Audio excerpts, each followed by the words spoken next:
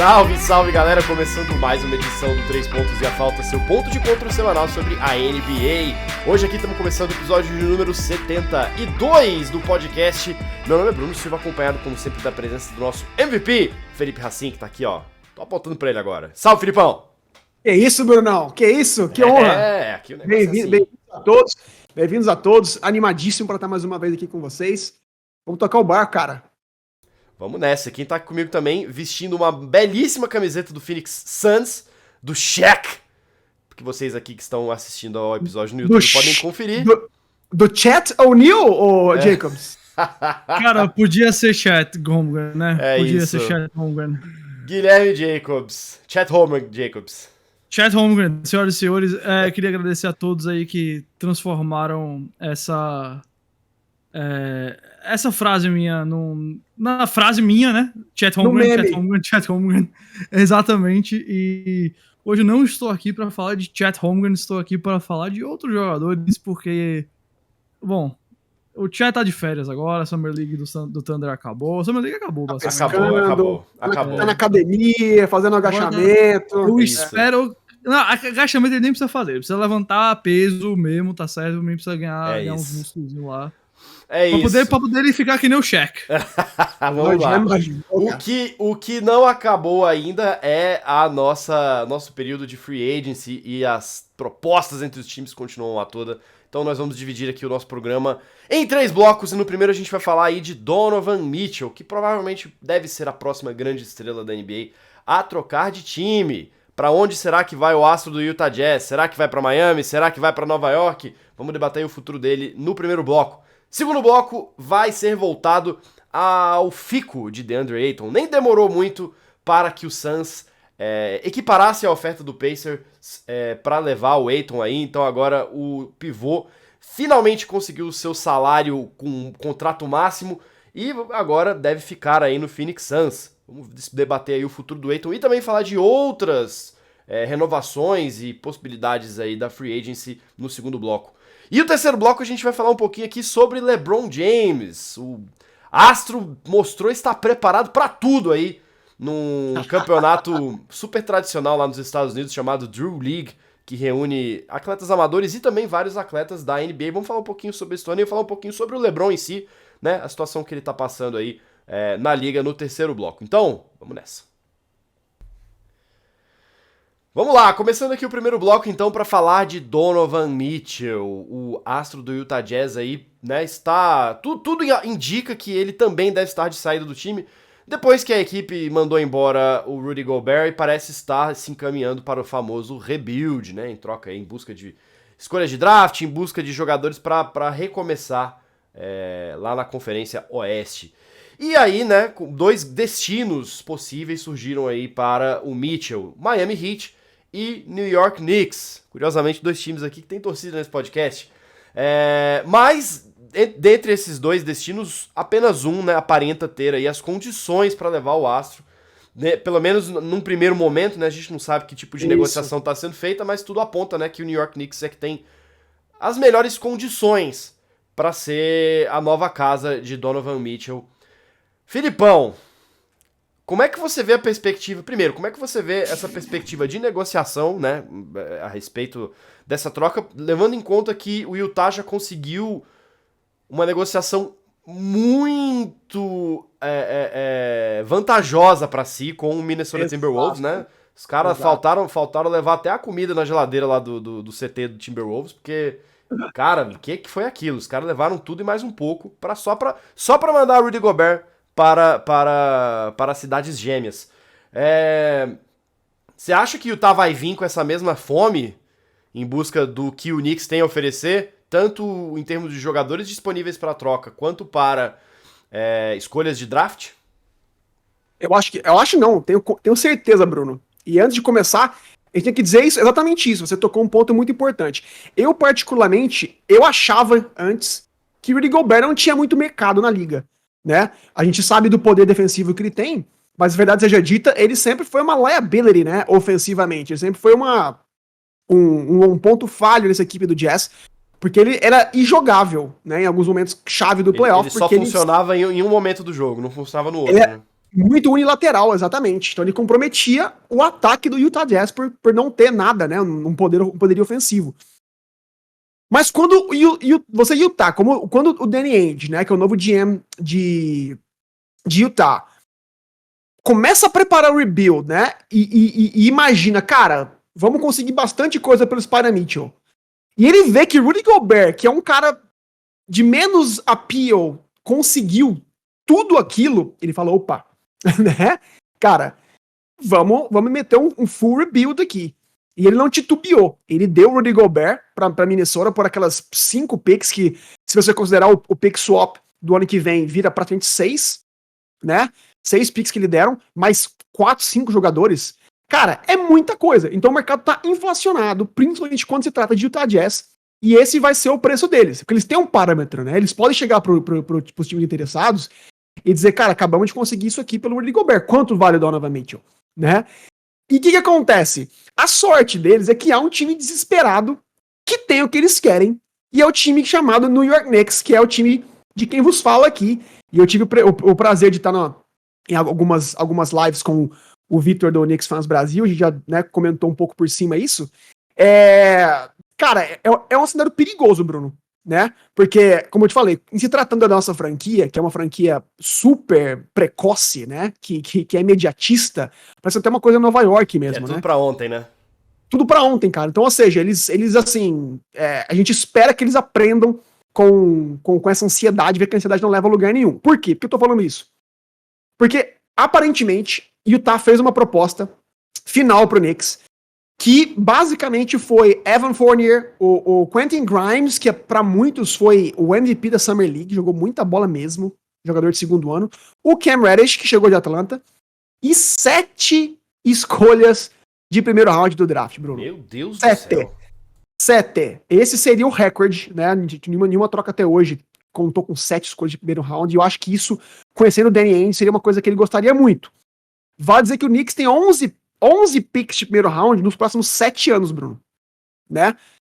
Então, assim, há 2 entraves. Eles querem essas 6 ou 7 picks e querem incluir nesses jogadores o RJ Barrett. Eles querem de qualquer custo, e os Knicks não querem a qualquer custo, ainda bem. Porque a gente, enquanto torcedor, ele é, cara, quem a gente quer que desenvolva, ele é a cara da equipe, né? Então a gente torce para que não façam nenhuma besteira, né? Dessas 2 frentes. Não incluir muita pick, porque a gente não pode abrir mão do nosso futuro, nem do RJ, que é o queridinho da torcida. Bruno, tendo pintado esse cenário, cara, falar o que do Donovan Mitchell, né? Cara, é um grande jogador. É um grande jogador. Eu não consideraria ele ainda uma superstar, né? Um A-lister, como o Jacobs gosta de falar, mas ele é um All-Star. É verdade seja dita, né? Ele foi aos playoffs todos os anos dele na liga, até agora. Foi All-Star, acho que 2 vezes. Excelente talento, super jovem, 25 anos só, motivado. A média dele nos últimos 3 playoffs, Bruno, pra quem acha que ele não é clutch ou não é eficiente ofensivamente, 32 pontos, 5 rebotes, 5 assistências, chutando 46% de quadra e 41% de bola de 3. Bom, tá bom ou não? Não, pra mim tá ótimo, assim. Como alguém que olha a franquia New York Knicks de fora, né? E algo que eu até já falei algumas vezes aqui no podcast, a situação do time me parece muito que é um time que tá com tudo pronto, tá tudo perfeito. Sim, pra receber uma estrela, né? Pra receber uma estrela. Pelo menos uma. Pelo menos Exato. Um jogador que vai ser a cara. Vai ser a cara daquela franquia. Eu acho que esse é o ponto. A gente, quanto torcedor do Knicks, na maior cidade do mundo, a gente quer um cara do nível de Nova York, né, cara? Assim, exato.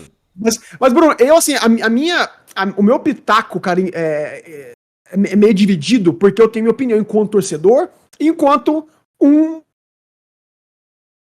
amante do basquete, assim, do aspecto tático do basquete. E enquanto torcedor, Bruno, eu digo, Donovan Mitchell, vem ser do meu Nicão, vem logo, cara. Ó, você bem mencionou, Bruno, a gente passaria de time irrelevante a um time que, pelo menos, voltaria na conversação da Costa Leste, voltaria a ter jogos transmitidos. O Spider Mitchell é do estado de Nova York, então ele entende o que é jogar no Madison Square Garden, né? Ele sabe o que esperar. O pai dele, ele é um cara do staff do New York Mets, time de beisebol, de Nova York. Ele tá sempre usando as cores azul e laranja, que também é as cores do Mets.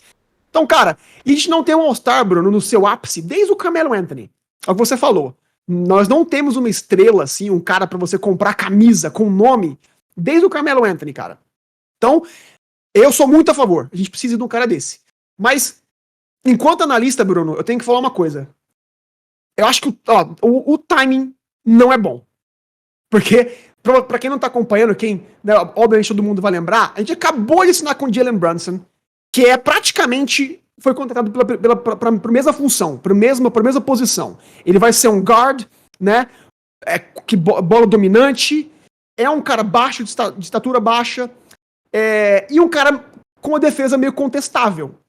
E o Donovan Mitchell é exatamente a mesma coisa. Então o fit dos dois não seria bom, eles não se complementariam. Eles seriam basicamente a mesma coisa.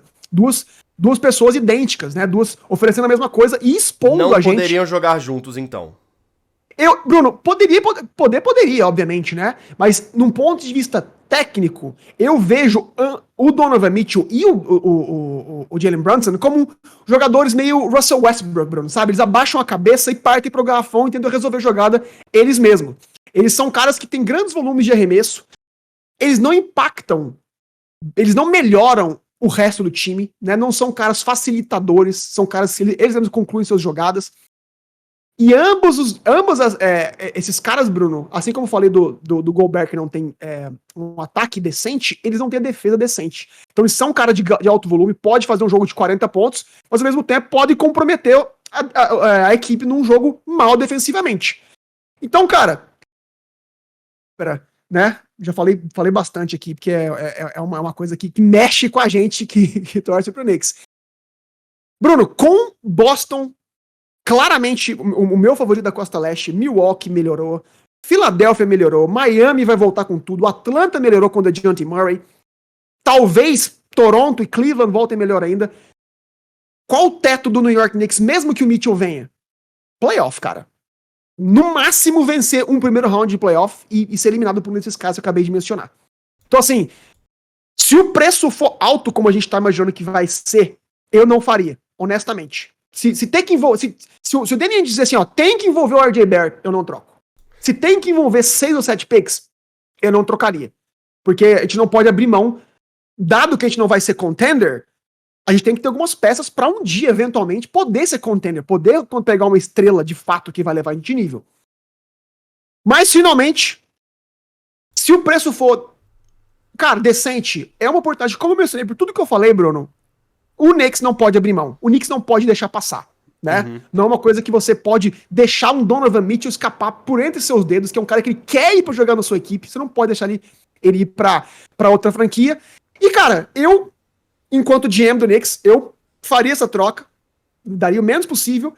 E, cara, mostraria pra liga inteira. Liga, nós voltamos. We here, como a torcida gosta de dizer. Projeta, Bruno, usa isso como projeção para o futuro, como um rebranding da cultura do Knicks, né? Ganha mais de 50 jogos por temporada regular, cria uma identidade que atrairia possíveis grandes free agents, e depois você pode flipar o Jalen Brunson com o Julius Randle e fazer um pacote para uma estrela que vai elevar a gente para, não sei, tá numa conversação de alguma coisa mais ambiciosa. Então é isso, Bruno. Uhum. Não, assim, eu acho que de fato, acho que tanto para o Mitchell quanto para o Knicks parece ser um negócio que faz sentido para ambas as partes, levando em conta que isso está encaixado dentro de um projeto com ambições maiores, porque o preço é muito alto, né? Inclusive, Jacobs, você vendo, né, essa oferta que tá na mesa, com 7 escolhas de draft em troca de um Donovan Mitchell, é um preço alto a se pagar, não é? Você tá mudo. Não, aí, eu acho que boa. 7 escolhas de draft você dá num cara que garante o título da NBA pra você. Perfeito, Jacobs. Eu não sei se o Mitchell é esse cara. A gente comentou que nós achamos o trade do Gobert caro demais. eu vou dizer que se o Mitchell sair por 7 escolhas de draft e mais jogadores, continua tão caro quanto, ou talvez até mais. E sabe, Diego, desculpa te cortar. Cara, se o Jazz tá pedindo isso pelo Mitchell, quanto não vale o Kevin Durant, cara? É isso que eu fico pensando. Porque... o que você falou, desculpa de novo, mas, cara, a gente não vai subir de patamar com um cara que vale 7 picks de primeiro round, um cara que não pode ser o melhor cara de uma equipe, a gente não vai ganhar sendo o cara da equipe. Cara, né, como é que faz? Então, é difícil mesmo. Assim, talvez o Mitchell possa ser esse cara. Talvez o Mitchell, a gente sabe que a maioria dos jogadores da NBA entra no auge ali com 26, 27, 28 anos de idade. Ele tá entrando nesse momento que pode ser o auge dele. Eu acho que se você investir no Donovan Mitchell agora, é um bom momento para investir nele. Agora, um time que é composto por R.J. Barrett, Jalen Brunson, Donovan Mitchell e Julius Randle, vamos combinar que nenhum desses caras, até o momento, é um cara que garante título pra você. Na verdade, a maioria deles garante segundo round. É isso que eles garantem. Especialmente num leste de Giannis Antetokounmpo, desse Boston Celtics, ainda de Kevin Durant, ainda do Miami Heat, que há 3 anos foi pra final da NBA, ano passado foi pra final de conferência. Eu acho que se o Knicks conseguiu o Mitchell por um preço aceitável, é uma coisa. Só que eu não sei o que o Indy vai considerar um preço aceitável depois que ele conseguiu pelo Gobert agora. Por outro lado, eu vou dizer, eu concordo com o Felipe. Se você é o Knicks, que tá vivendo há tantos anos nesse marasmo ali de vai, não vai, cara, eu acho que é muito difícil de você recusar, sabe? É muito difícil você não querer um cara desse. E, tipo, você tem um time com esses 4, assim, eu acho muito difícil que o R.J. Barrett fique, tá? Eu acho que o Jazz vai pedir ele. Talvez até diminua as picks, mas queira ele na troca. Eu acho que seria mais inteligente da parte do Jazz, mas enfim. Se você tem ali pelo menos o Mitchell e o Brunson, você tem um time um pouquinho interessante, você tem um time que eu acho que numa temporada saudável é meio que garantia em playoff, talvez assim, na parte de baixo, mas ainda assim. Só que é aquilo, né? Assim, você vai estar. Eu acho que o Knicks vai meio que continuar sem projeto, entendeu? Eu acho que o Knicks vai continuar sem trajetória. É um time que parece que fica ali naquele meio termo de quer reconstruir, mas nunca abraçou a reconstrução completamente. Sempre tem ali uns caras medianos. Por conta desses caras medianos, o time nunca vai muito pra frente, também não tem a capacidade aí de explodir tudo, reconstruir, resolver tudo. E aí, se você bota o Mitchell, eu acho que você eleva o seu teto um pouquinho. Você agora é um time de segundo round de playoff, talvez, dependendo ali de quem você pegar no primeiro round. Mas continua nisso. Você vai passar uns anos nesse processo, como o Mitchell passou agora em Utah, e depois vai ter que voltar tudo do zero.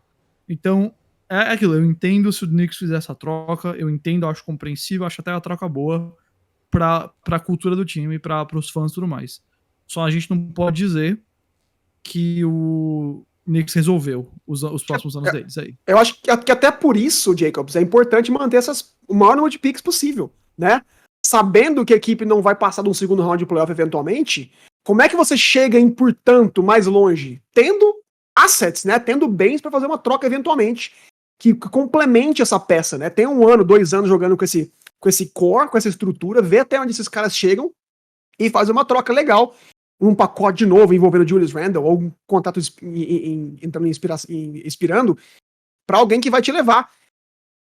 Porque, como você falou, cara, a gente tá sedento por uma estrela, a equipe, né, a fanbase, mas, cara, a gente tem que ser bem sincero, né? A gente não pode sacrificar da mesma maneira que a gente sacrificou pra pegar o Carmelo Anthony há quase 10 anos atrás. Chega, o Carmelo tá sozinho no time, né? O Mandorinha só não faz verão. Então a gente não pode fazer a mesma coisa com os Mitchell, que, como eu mencionei, Bruno, e vou repetir, eu ainda acho assim, ele não é um cara que vai liderar uma franquia para um título. Ele é uma excelente segunda opção. Ainda vou até trazer uma aqui, na minha opinião, Bruno, o melhor fit para ele, indiscutivelmente, são 2. Um que ninguém tá falando, que é Toronto. Acho que é uma franquia incrível, que ele poderia chegar com uma cultura já formada, com uma espinha dorsal muito bem feita, com os caras de pontuação de volume também, com o Siakam, com o Anunoby, com o Scottie Barnes. Mas, cara, Miami, Bruno, Donovan Mitchell jogando com Jimmy Em Butler. termos de tática e dentro de quadra, é o ideal. Só que o Miami não tem o que oferecer pro Heat. Exato, não tem. Exato, Bruno. A informação que eu tenho é que o pacote do Heat era Tyler Hero, Duncan Robinson, Nikola Jovic, o seu queridinho. Que acabou de draftar. E 3 picks, Bruno. Seria a pick do ano que vem, a pick de 2027 e a pick de 2029, que é muito pouco perto do que o Danny Ainge quer e sabe que pode conseguir, dado o desespero do New York Knicks e a vontade dos Paramentos de ir pro New York Knicks. Eu acho muito difícil para Miami conseguir equiparar essa oferta, levando em conta a negociação que eles já conseguiram pelo Rudy Gobert. Então, eu acho muito difícil, né? Aí vai depender muito de negociação. Eu acho que aí tem alguns jogadores também que talvez o Spoelstra estava contando como o próprio Tyler Hero, mas difícil, né? Você tem que envolver alguém grande numa troca dessa, né? Então não tem muito o que fazer. Não tem muito o que fazer, cara. A menos que envolva uma terceira equipe, né? Mas não possa fazer algum milagre, mandar o Kyle Lowry para algum lugar, né? E em troca conseguir alguma pick ou outra, né? Então, assim... Sim. Bruno, há times desesperados o suficiente, né? Vídeo Los Angeles Lakers, por exemplo. Se houver a possibilidade do Lakers adicionar o Kyle Lowry, por exemplo, né? Eles talvez possam incluir alguma coisa que encorparia essa oferta de Miami, que, de novo, pra mim, é o melhor fit pra ele. Miami tem tudo, só falta pontuação de volume, né? Ele não precisaria ser muito defensivo lá em Miami, porque a cultura já o faria isso já o faria. Ele teria o líder, que é o Jimmy Butler, né? O cara pra carregar o piano, pra ser o Batman dessa equipe. Tem o Bam Adebayo pra fazer os pick and rolls da mesma maneira que o Rudy Gobert fazia pra ele muito bem lá em Utah. Então, cara, é isso, mas eu concordo, cara. Até por isso eu acho que o Knicks não pode se dar o luxo de não fazer uma proposta irrecusável a lá poderoso chefão, Bruno. É isso. Bom, a gente fica de olho aqui então, né? Falando em proposta irrecusável, eu acho que é um bom gancho pra gente ir pro nosso segundo bloco. Vamos falar aqui, né, do desfecho da novela DeAndre Ayton e também vamos falar um pouquinho sobre outras notícias da Free Agency. Bom, vamos falar aqui então agora do desfecho aí da situação do DeAndre Ayton, né, que era uma das grandes histórias dessa Free Agency também, que aparentemente chegou, né, o drama envolvendo aí a saída dele do Suns aparentemente chegou ao fim e parece que ele deve ficar mesmo no Phoenix Suns, né? Tudo começou no momento em que a gente soltou o episódio da semana passada, inclusive agradecer aí, né, que no YouTube, que o episódio tá super bem de visualização, né? Já, se você tá vendo aqui, assina o canal, né, curta o vídeo também. E no dia que a gente gravou, ele aceitou uma oferta do Pacers, né, pra um contrato de 4 temporadas de 133 milhões de dólares. E como ele é agente livre restrito, né, isso significa que o Suns tinha um prazo de 48 horas para igualar esta oferta.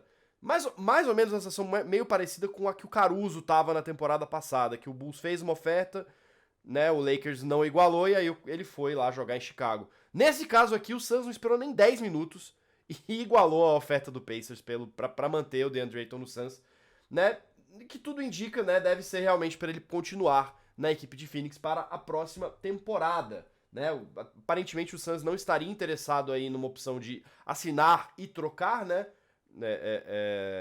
Que seria uma das opções aí para o Ayton sair da equipe do Arizona e poder jogar lá em Indiana ou em outro lugar, né?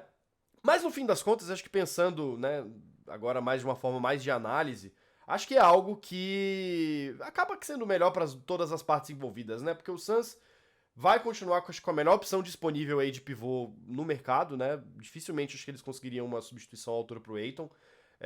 E pro próprio Ayton, né? Que agora conseguiu o aumento salarial que ele estava procurando desde o final da temporada retrasada, né? Quando o Suns chegou às finals e perdeu pro Bucks lá em 6 jogos. Filipão, vamos lá. Vamos começar isso aqui. Como é que você vê aí essa situação? Você acha que foi o melhor para todos os envolvidos? Você acha que alguém saiu perdendo nessa história? Talvez o Pacers saiu perdendo nessa história, que acabou sendo meio que usado aí de muleta aí pro Ayton conseguir um contrato maior, mas no fim das contas eu acho que acabou que foi o melhor para todo mundo, né? Cara, eu concordo com você, Bruno. Eu concordo que nesse primeiro ponto que você fez. Eu concordo que, cara, o DeAndre Ayton claramente não é o Joel Embiid ou Nikola Jokic, e que, portanto, cara, na categoria logo abaixo, ele é a melhor opção. Ele não fica atrás de nenhum outro pivô nessa categoria, né? Não sendo um first team NBA, né? Então concordo que Phoenix, cara, entendeu que não conseguiria nada melhor no mercado e correu atrás e manteve o jogador. Mas, honestamente, Bruno, eu acho que no fundinho todo mundo saiu perdendo, cara. Sabe por quê? Eu não consigo entender, assim, o que o Suns queria nessa situação. Eu sei que, cara, apesar de tudo, o DeAndre Ayton, ele é um cara, assim, que a gente fala-se muito dele, mas ele é um cara que mede de 21 pontos, 13 rebotes, 76% na área restrita, tem uma habilidade incrível de finalizar a jogada, de pontuar dentro do garrafão, tem um arsenal ofensivo muito, muito vasto, cara, faz uns hook shots muito bem feitos. É um pivô clássico, né? Faz muito bem os pick and rolls com o CP3, com o Devin Booker. E joga com os melhores amigos de pivô da história da NBA, que é o Chris Paul, né? O cara que amplifica o estilo de jogo dele enormemente, né? Faz uns lobs maravilhosos, exatamente, né, cara? E agora sim, eu entendo a posição de Phoenix, porque a defesa é um ponto crítico. Muitas vezes ele é meio distante, né? Ele é um cara que não é envolvido, né? Investido emocionalmente nos jogos. Você não vê ele fazer uma jogada extra, né? Pulando a torcida para pegar uma bola. Então isso incomoda um pouco a torcida de Phoenix, que inclusive a gente conversou, né, Bruno? Com a Dani Polis da Phoenix Suns Brasil, e ela endossou esse comentário, né? Na opinião dela, enquanto fã, assim, a gente não quer mais o DeAndre Ayton por causa disso. A torcida do Suns, em geral, cobra mais energia do Ayton dentro de quadra, né? E isso é uma coisa que vem desde quando ele foi draftado, inclusive, né? Não é de hoje. Exato, Bruno. Exatamente. E, cara, assim, pro azar dele, ano passado o Phoenix Suns teve o Javier McGee no banco, que fazia basicamente o que ele fazia por veterano, salário de veterano mínimo, né? Então, assim, eu entendo o Phoenix não querer pagar tudo pra ele, dado todo esse cenário. Mas, Bruno, voltando, por que eu acho que todo mundo saiu perdendo? Se você não quer o DeAndre Ayton, deixa o cara sair, né? Deixa o cara ir pra Indiana. Fez uma proposta muito bacana pra ele, mostrou pra ele um projeto super legal, assim, olha, você e o Haliburton vão ser a fundação, né, a base da nossa reconstrução. Ele se empolgou, só pra eles irem lá, não, amigão, volta pra cá aqui. Sem nem fazer um sign and trade, né? Porque, por exemplo, se você sabe que você quer abrir mão dele, faz um sign and trade então, né? Não perde essa escolha número 1 do draft por nada, né? Faz um sign and trade, consegue alguma coisa em volta. Mas, Bruno, quando eles... É até interessante notar, só pra complementar um pouco o seu argumento, né, que a negociação da permanência dele no Suns envolve uma cláusula na qual ele não pode ser trocado agora. Ele só pode ser trocado a partir de janeiro do ano que vem. Então, né, acho que é meio que aquela garantia de que ambas as partes, se o negócio der errado mesmo a temporada, aí faz a troca antes que a temporada seja perdida pra todo mundo, né? Exatamente. Mas, cara, pra concluir meu ponto, eu acho que tudo que eles não podiam fazer, Bruno, era deixar que a relação deles se deteriorasse até esse ponto, né? Virou uma coisa completamente aberta. Todo mundo sabia dessa situação de todos os lados. Só pra voltar atrás, bancar a proposta de Indiana, oferecer menos do que ele conseguiria ganhar se Phoenix tivesse dado o contrato o max, né? Ou seja, pra explicar resumidamente, se Phoenix tivesse dado o max pra ele, era um max muito maior do que o max que Indiana ofereceu pra ele. Então, quando o Phoenix aceitou a proposta de Indiana, eles economizaram dinheiro. Ou seja, não é que o Ayton tá feliz, pô, que legal, os caras me querem. Não. O Ayton tá assim, cara, vocês só fizeram isso pra conseguir me assinar, me manter nessa equipe, ganhando menos do que vocês poderiam me dar. Então, cara, como você acha que a cabeça do Ayton tá, Bruno? Sabe, eu acho que Indiana não tá bem, porque fez, né, um pitch incrível pra ele e ele acabou não indo. O Ayton não tá satisfeito porque ele queria sair. E Phoenix vai receber um jogador que não vai estar investido, muito menos do que ele estava no passado, na minha opinião, dado tudo que eu pintei aqui. Eu acho que vai ter que ter um trabalho interno muito grande que A julgar pelo que a equipe demonstrou quando foi eliminada pelo Dallas na semifinal do Oeste nessa temporada passada, não sei se vai dar certo, né? O Monty Williams visivelmente estava transtornado com o Ayton ali e deu umas respostas super, super ríspidas, assim, né? Falou que era um assunto interno e tudo. Então, assim, dá pra resolver? Dá. Eu acho que vai ser difícil, mas dá. Mas tem aí uma outra questão muito importante que aí já tá transicionando para outros assuntos importantes do mercado. E eu queria saber sua opinião, Jacobs. Que, né, claramente o Ayton forçou a mão do Suns, né, para conseguir esse contrato mais caro. E agora, com essa troca aí, com essa renovação, o salário novo do Ayton coloca a folha salarial do Suns 16,2 acima do limite. Então eles já estão aí pagando a taxa, né? Isso para um time que, né, desde que começou o rebuild deles, isso lá, até draft do Booker ali, né? Não me parecia uma franquia muito afeita a cometer loucuras. Uhum. Ou seja, fecha-se então a maior porta do Kevin Durant nessa vontade dele de sair de Brooklyn. O que você acha? Duas coisas, assim. Primeiro, eu tô até agora tentando entender o que aconteceu, porque, como o Felipe falou, o que o Suns queria fazer? Era só isso? Era só pagar menos no Eu Ayton? acho Porque, que, cara... assim, a grande questão em torno disso que eu vejo é o Ayton, o Suns queria manter o Ayton, mas não queria pagar ao Ayton que o Ayton queria receber. Basicamente, Pois é. esse é o centro do conflito aí. E o clima no Suns esse ano eu já não tô assim, como você falou, acho vai ser muito difícil resolver, tá? E, bom, agora, como você falou, o Suns provavelmente não recebe mais o Durant. E todas as situações de troca que a gente tá vendo favoráveis pro Durant agora são basicamente assim, favoráveis não, possíveis. Manda tudo pelo Durant, ele vem e fica numa situação pior do que ele tá em Brooklyn. Basicamente o que a gente tem visto é isso. Cara, cada vez mais parece que o Kevin Durant em outubro tá vestido de Brooklyn Nets, né? E o Kyrie Irving provavelmente também. Uh, e a gente já comentou aqui nesse programa que isso é o melhor pros dois. É a melhor situação que eles têm, é a melhor chance deles de terem uma temporada muito boa, calarem os críticos, voltarem pro topo da NBA.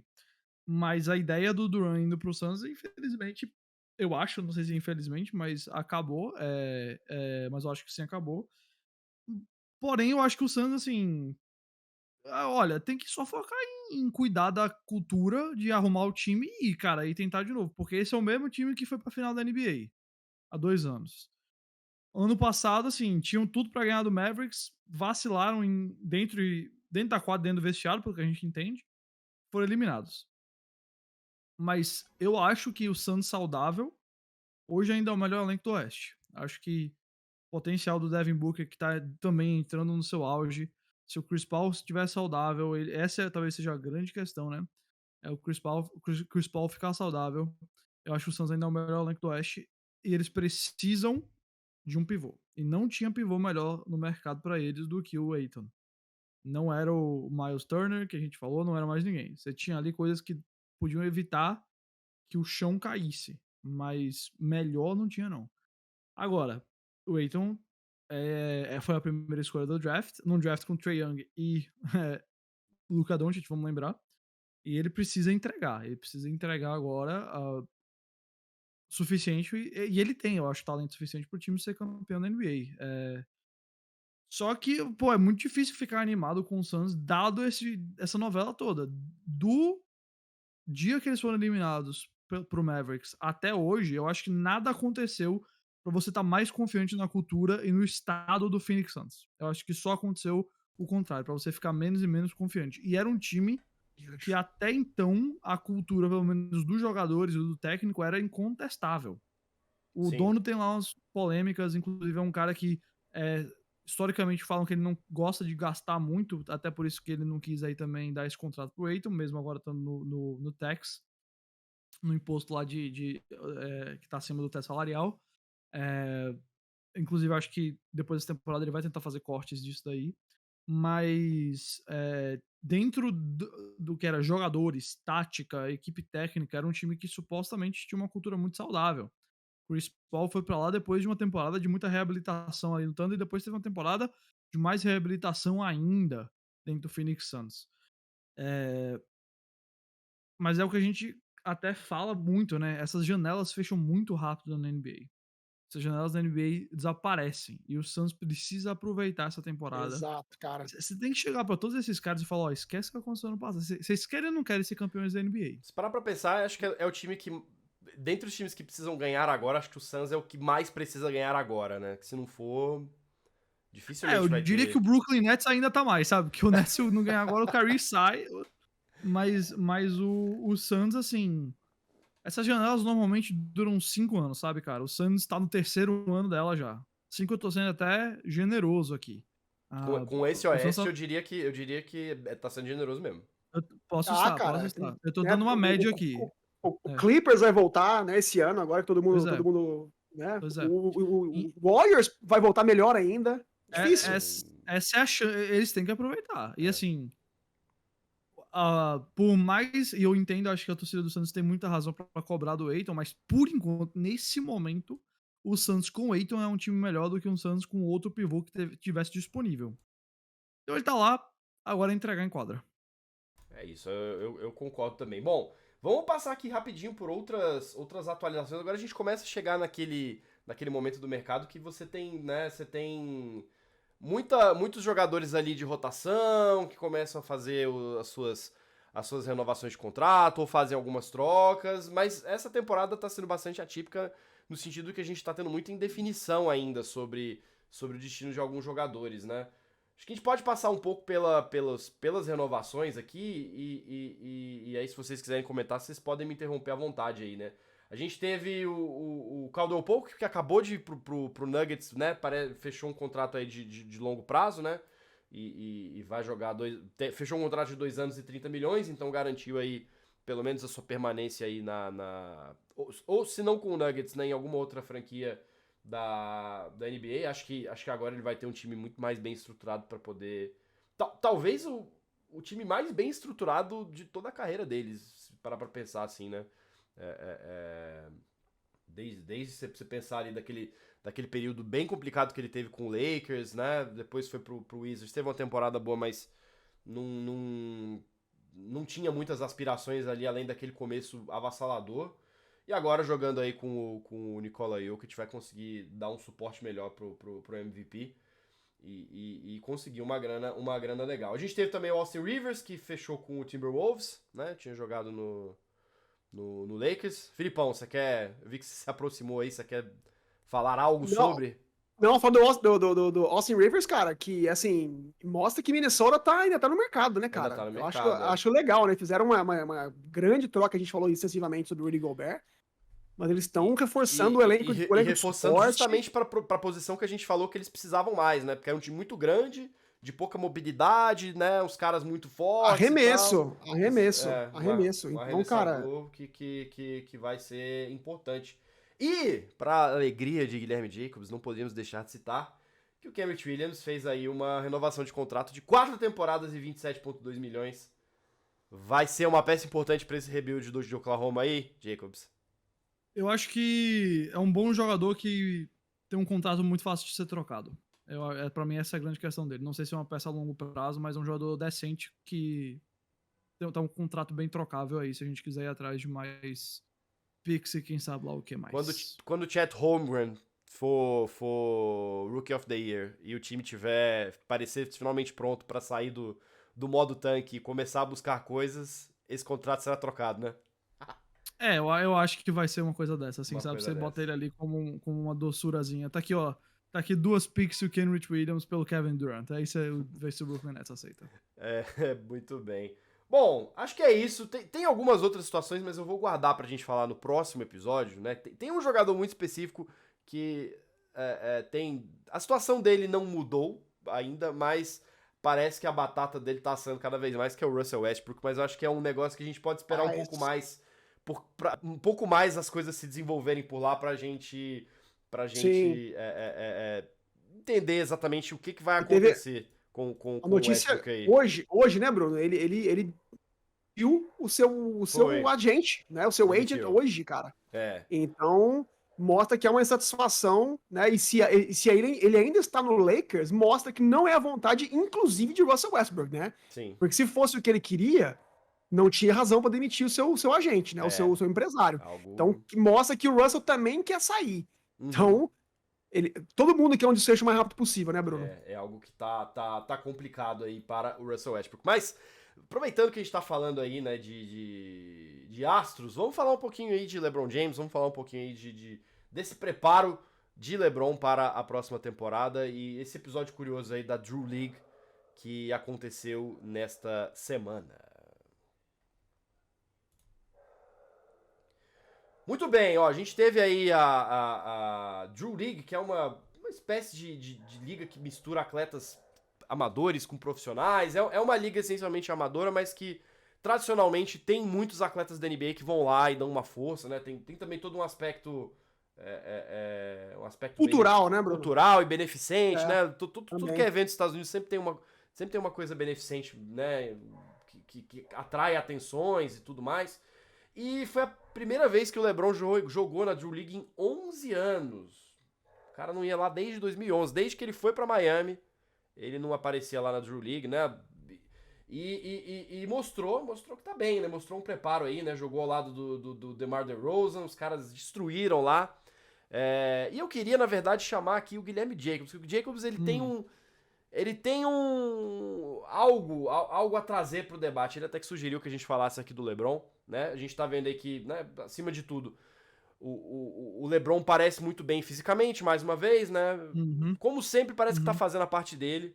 E a questão agora é se o time no qual ele joga, né, vai dar condições para ele fazer alguma coisa nessa temporada. Então, Jacobs, queria que você falasse um pouquinho aí sobre Drew League. Cara, primeiro assim, a Drew League, pra explicar pra galera, é uma liga que acontece no ginásio de escola lá no King Drew Magnet High School. E assim, tem mais ou menos 1.000 pessoas ali que podem entrar no ginásio. Eu soube que teve fila de 8 horas aí pra entrar pra ver o LeBron.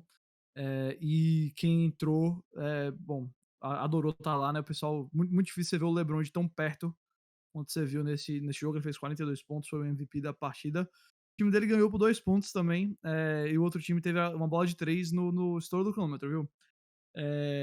Assim, normalmente a galera vai pra Drew League depois de ter também, às vezes, tem que provar algumas coisas, sabe? Pra ganhar um pouquinho de que a gente chama de street cred, pra aparecer na rua e levantar um pouquinho a moral. Então acho que isso foi parte ali. Se o LeBron conseguiu o street cred nesse jogo da Drew League, eu acho que o DeRozan não sei. O DeRozan tem uma cena aí do DeRozan sendo desarmado 2 vezes na mesma jogada que, complicado, viu? Mas, primeiramente, Bruno, eu vou falar, eu tenho 2 pontos pra falar aqui, tá? Vamos lá. O primeiro não é muito sério, tá? O primeiro é o seguinte. Mostre aí a imagem que eu lhe mandei pra quem estiver assistindo. Tô colocando na tela exatamente agora. A galera tá vendo o pisante fera aí. Se você tá só nos escutando, veja aí no YouTube. Esse é o novo tênis do LeBron James que ele apresentou lá. É o melhor tênis do LeBron James desde que ele saiu do Miami Heat, viu? Esse é o LeBron 20. E eu vou lhe dizer, parece muito com o tênis do Kobe. Muito com os modelos do Kobe. Não acho que foi um acidente, tá? Não acho que foi um acidente de jeito nenhum. Pro Filipão poder ver, eu joguei pra você no nosso grupo aí também, pra você dar uma olhada. No grupo do WhatsApp lá. Eu joguei lá também. Beleza, então LeBron homenageando o Kobe. É um indicativo, hein? Minha impressão é essa. Porque se você ver os outros tênis dele, não tem nada a ver com a desse daí, mas tem tudo a ver com... Nossa, é literalmente um Kobe, cara. Parece demais. Então esse foi a brincadeira, mas a parte mais interessante pra mim é esse jogo foi transmitido ao vivo pelo app da NBA pra todo mundo, você não precisava ser assinante. Eu assisti aqui através disso, inclusive. O bombou nas redes sociais como poucas coisas aconteceram, né? A Drew League ela ficou muito popular ali no começo dos anos 2000, justamente quando o LeBron jogou em 2011, porque foi durante a temporada que teve o lockout da NBA. Então os jogadores estavam indo pra lá pra bater bola, né? O Kyrie, o James Harden, já passaram por lá. Cara, a gente já debateu muito, assim, a pessoa debate muito a ideia que a NBA tem de fazer um torneio no meio da temporada. um Mid-Season Tournament lá, que seria um negócio com todos os 30 times, meio Final Four da NBA ou da NCAA, tipo, eliminação de jogo único. O Jacob, tô sentindo que o Jacobs hackeou o nosso bloco aqui, ó. Eu hackeei o bloco. Hackeou o nosso bloco, mas eu gosto da discussão que você vai trazer. Eu vou dizer, você quer fazer um negócio desse? Faz assim, bota essa galera no ginásio, bota essa galera lá em Nova York, no Rucker Park lá, nas quadras, e faz um torneio assim. Que se for pra fazer só um torneio de meia temporada, que não vai valer nada, e os times vão tudo descansar os jogadores, e não vai dar em nada, só vai dar em jogo medíocre. Desculpa, não faz um negócio desse, porque pelo que a gente vê, todos os jogadores da NBA são opostos a um torneio no meio da temporada. Até pra contextualizar, é algo que o comissário da liga, né, o Adam Silver, ele aparentemente teria jogado na roda para as franquias, né, de fazer um torneio de meio de temporada, né, existe essa pressão comercial para que a NBA tenha mais jogos, mais partidas, né, venda mais jogos, mais partidas. E uma solução seria esse torneio aí no meio da temporada, que seria um torneio eliminatório, né, pra galera que acompanha o futebol, seria mais ou menos o equivalente de de uma Copa Nacional, né. Tipo a Copa do Brasil. Uma Copa do Brasil, uma FA Cup, isso. Pra ela acontecer. Isso. Brother, faz assim, faz um negócio desse. Pega um negócio desse assim, marca um dia, um sábado é a Drew League, o outro sábado é o Rucker Park, o outro sábado eu não sei que canto. Junta esses caras, deixa os jogadores formarem seus próprios times. Sabe, pra gente ter um LeBron com o DeMar DeRozan juntos assim. E, cara, deixa a galera se divertir.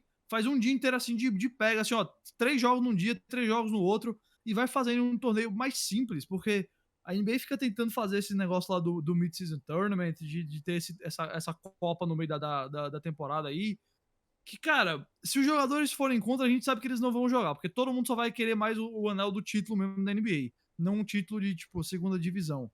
Então vamos se divertir, cara, já tá mais do que na hora da NBA. Ó, quando o hockey fez isso lá com o Winter Classic, que é um jogo de hockey aberto, com neve caindo, o beisebol fez literalmente isso usando lá aquele filme lá, O Campo dos Sonhos, lá do Kevin Costner, lá de fazer o jogo no milharal.